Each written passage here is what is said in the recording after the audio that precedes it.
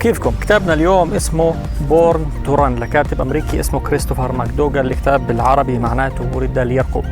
الكتاب لغاية الآن للأسف مش مترجم، لكن لأنه كثير مهم فلازم أحكي عنه.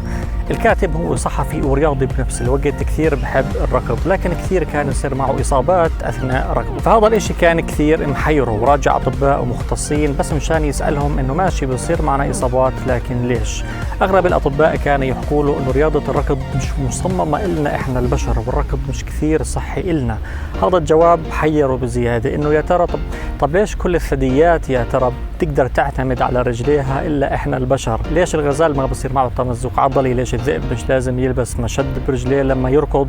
ضل بحيرة لغاية ما يوم من الأيام قرأ بمقالة بجريدة أو مجلة مش عارف عن قبيلة بتعيش بغابات المكسيك اسمها التارا أومارا. هاي القبيلة بتحب الركض لدرجة التقديس، يعني لدرجة انه ممكن يكونوا قاعدين هيك بعدين مشان يضيعوا وقت بكونوا بركضوا لهم 50 كيلو وبروحوا، والغريب انه ما بصير معهم ولا اي نوع من الاصابات مع انهم بركضوا بسرعات كثير عالية. فماكدوغال لما قرأ هاي المقالة حكى هرس اكيد جواب سؤالي عندهم، فقرر يترك كل اشي ويروح عندهم مشان يفهم شو الطريقة اللي بيركضوا فيها، شو السر اللي مخبينه عن العالم. وفعلا راح هناك واكتشف عالم غريب جدا.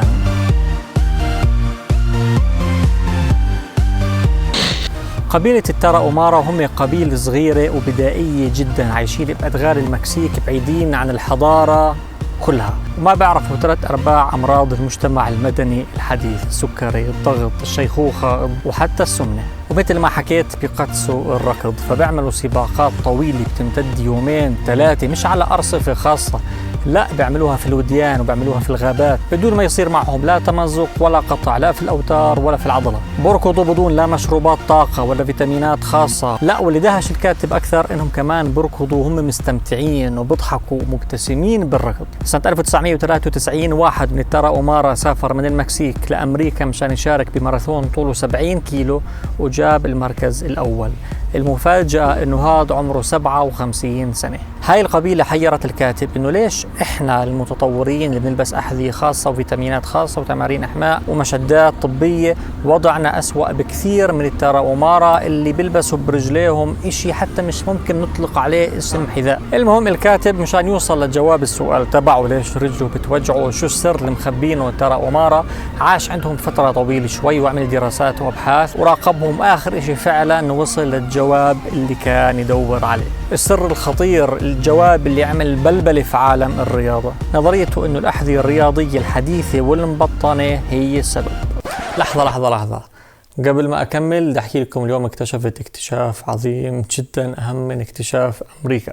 اكتشفت بالصدفة أغنية اسمها Since I've Been Loving You لليد زيبلين. الأغنية رائعة جدا.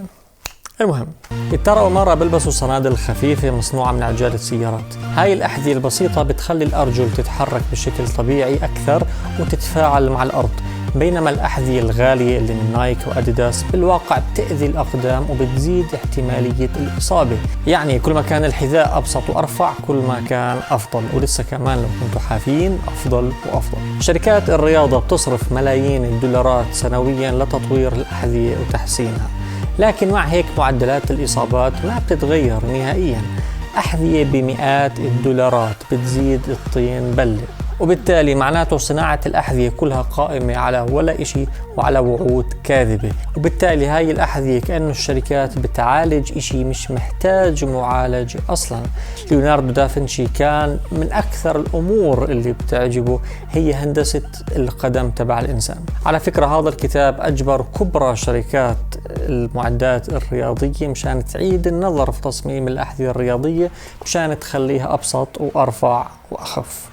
بيحكي الكاتب ماكدوغال إنه إحنا بالعصر الحديث بنتعامل مع رياضة الركض غلط وكأنها إشي صعب وبدها تمارين معينة قبل الركض ومعدات وأحذية خاصة. الكاتب نفسه كمان كان مؤمن بهذا الإشي لغاية ما تعرف على قبيلة التارا أومارا وشاف كيف الركض بالنسبة لهم فن وأسلوب حياة. برأيه حاليا إنه إحنا البشر إنه ولدنا مشان نركض، we are born to run. فأجدادنا قبل ما يتعلموا يرسموا على جدران الكهوف كانوا يركضوا. الركض بغريزتنا، لكن إحنا نسينا هاي الشغلة، بينما التراؤمارة ما نسينا. الشركات الكبيرة للأسف حولت رياضة الركض من فن وغريزة لتجارة، ملابس وفيتامينات وأحذية وأغراض وأجهزة ودفع مصاري ودفع مصاري. الكتاب هذا راح يخليكم تحبوا الركض، راح يصير نفسكم تحطوا الكتاب على جنب مثل هيك وتقوموا تركضوا. وهذا الاشي صار معي على فكرة بعد ما خلصت قراءته، لأني عمري ما ركضت إلا لما قرأت الكتاب. الكتاب كمان مكتوب بطريقة كوميدية كثير رائعة، راح تضحكوا انتوا بتكتبوا. كمان في كمية معلومات رهيبة عن كل اشي بخص رياضة الركض، عن الماراثونات الطويلة الالترا ماراثونز اللي بتوصل لأكثر من 100 كيلو متر، عن قبيلة التراؤمارة وعن عاداتهم الغريبة، عن شغلات كثير. مع كل صفحة راح تروحوا على جوجل مشان تستزيدوا مشان تعرفوا أكثر وأكثر. المهم الكاتب بنهاية إقامته عند التراؤمارة قرر ينسق سباق ماراثون طويل ما بين أبطال أمريكيين معروفين برياضة الركض وما بين قبيلة التراؤمارة. السباق ذكروا بالتفصيل بالكتاب بطريقة كثير حلوة وممتعة. حاولوا تقرأوا الكتاب لأنه كثير مهم، ولسه كمان في معلومات وقصص ومغامرات كثير ما راح أقدر أحكي عنها بالعشر دقائق، أو ما بعرف كم راح يكون مدة الفيديو. بالنهاية ما تنسوا تشتركوا بالقناة. كان معكم أيمن العقرباوي، استمتعوا بصحتكم واطلعوا واركضوا. سلام.